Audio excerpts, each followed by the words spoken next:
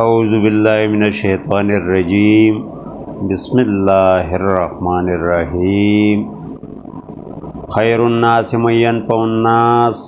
او کما قال رسول اللہ صلی اللہ علیہ وآلہ وسلم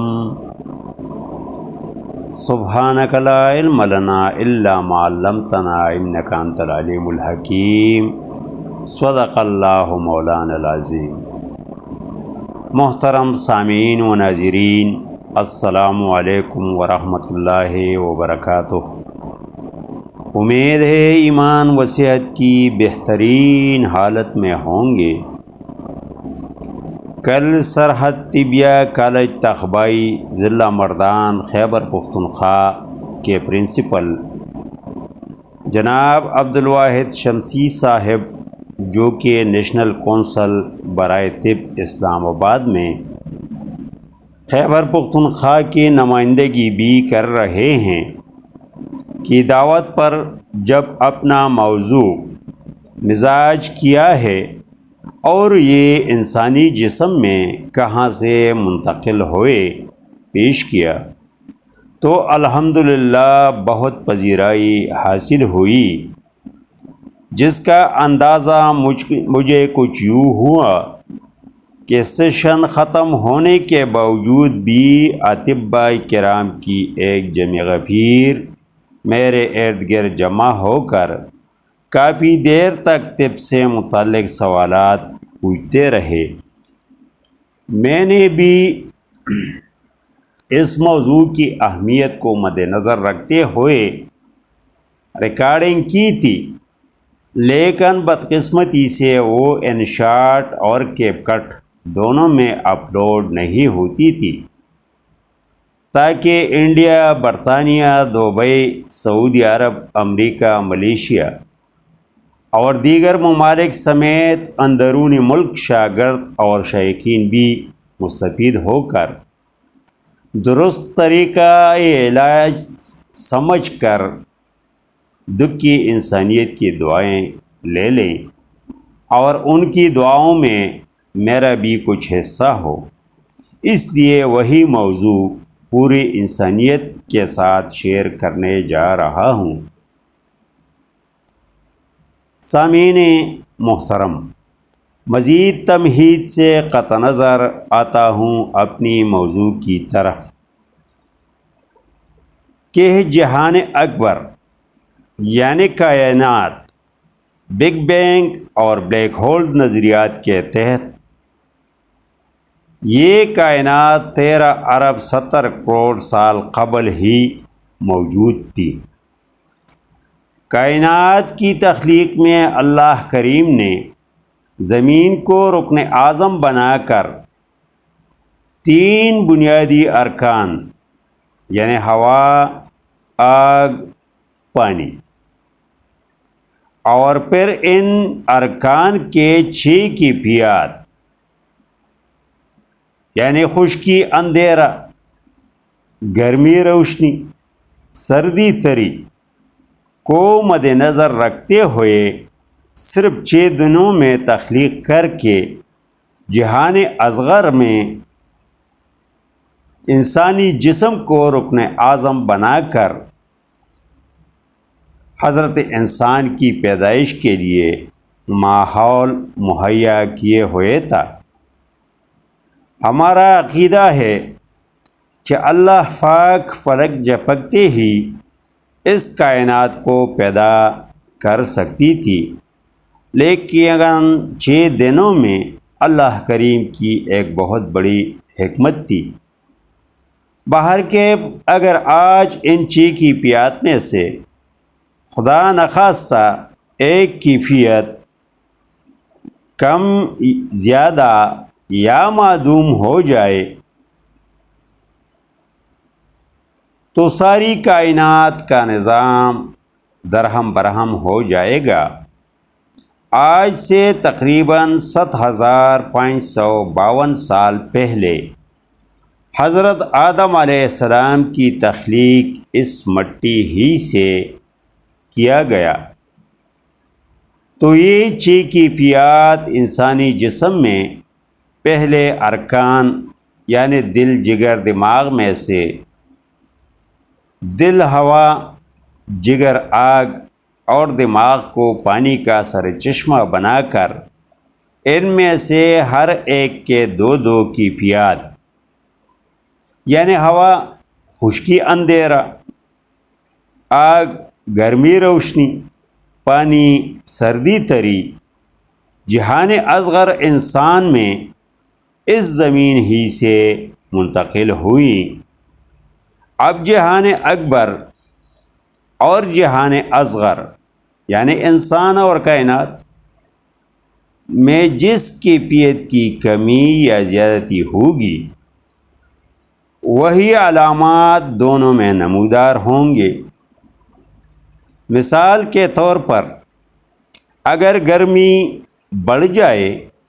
تو سردی خود بخود کم ہو کر جہان اکبر یعنی کائنات کے اندر پودے سوکھ کر نظام کائنات متاثر ہوگا، اور آکسیجن کی پیداوار میں کمی کے پیش نظر انسانی زندگی بھی خطرے میں پڑ جائے گی۔ بالکل اسی طرح اگر اندھیرا بڑھ جائے تو کاربن ڈائی آکسائڈ میں اضافہ ہو کر دم گھٹنے لگے گا، کیونکہ پودے اندھیرے میں کاربن ڈائی آکسائڈ اور روشنی میں آکسیجن ایک مخصوص اندازے کے مطابق خارج کرتے ہیں، جس سے نظام زندگی رواں دواں ہے۔ ہو سکتا ہے بعض اطباء کرام اور ڈاکٹر حضرات میرے اس اندھیرے روشنی والی بات سے متفق نہ ہوں، تو ان سے پوچھتا ہوں کہ ٹائیفائڈ یعنی معدی بخار اور ہیپاٹائٹس بی یعنی کالے ارکان اور کئی دیگر بیماریوں میں خون اور جسم کی رنگت کالی کیوں پڑ جاتی ہے؟ دوسری بات یہ کہ دو سودا، دو بلغم اور دو صفرا میں سے بلغم کے اندر دو کیفیات سردی تری یعنی سردی تری تو سب مانتے ہیں، لیکن دو سودا میں سے خشکی اور دو صفرا میں سے گرمی کی دوسری کیفیت کیا ہو سکتی ہے؟ یہی سے علاج معالجے میں غلط فہمیاں پیدا ہو جاتی ہیں، حالانکہ نبض ہی سے ان کیفیات کو بخوبی سمجھا جا سکتا ہے اور بتایا جا سکتا ہے کہ مریض کے جسم کے اندر ان کیفیات میں سے کن کیفیات کی کمی یا زیادتی سے کون سے افعال متاثر ہیں، کیونکہ مزاج بیچے، کیفیات بیچے، افعال بیچے، مدارج مرض بیچے، مدارج ادویہ بیچے اور تخلیق کائنات کے دن بھی چے۔ گو کہ بعض مصنفین نے 7 دن بتائے ہیں، لیکن قرآن پاک سے ہٹ کر کسی کی بات کی کوئی حیثیت نہیں ہو سکتی۔ القرآن سورۃ آل عمران آیت نمبر 54۔